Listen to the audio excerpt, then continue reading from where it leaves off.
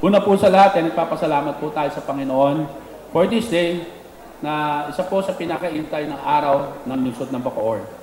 Para po sa mga Bacoreño, the blessing of the RTC Regional Trial Court here inside the Main Square Mall.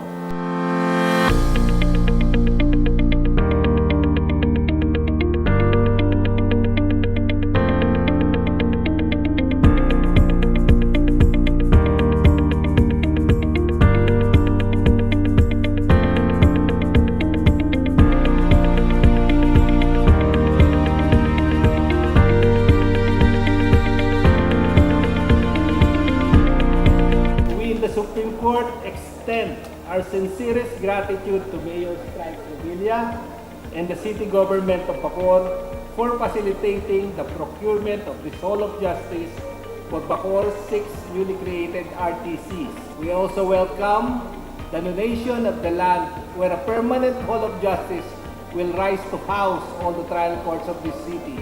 Sabi nga ni Court Ad, kahit wala pa hong dokumento, ina-accept na ho namin yung donation na ito ngayon. The Regional Trial Court inside the Main Square Mall ay isang kontribusyon ng lungsod ng Bacoor sa lalong pagsasaayos ng sistema at hustisya, hindi lamang para sa mga Bacoreño, kung hindi para po sa lahat ng mamamayang Pilipino.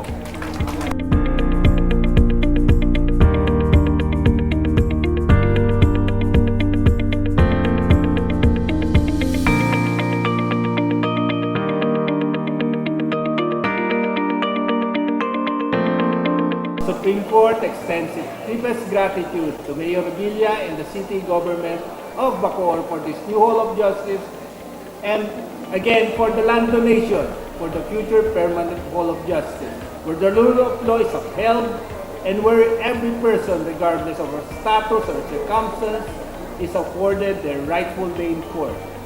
May we all remain steadfast in our work to bring about fair and just society for our people.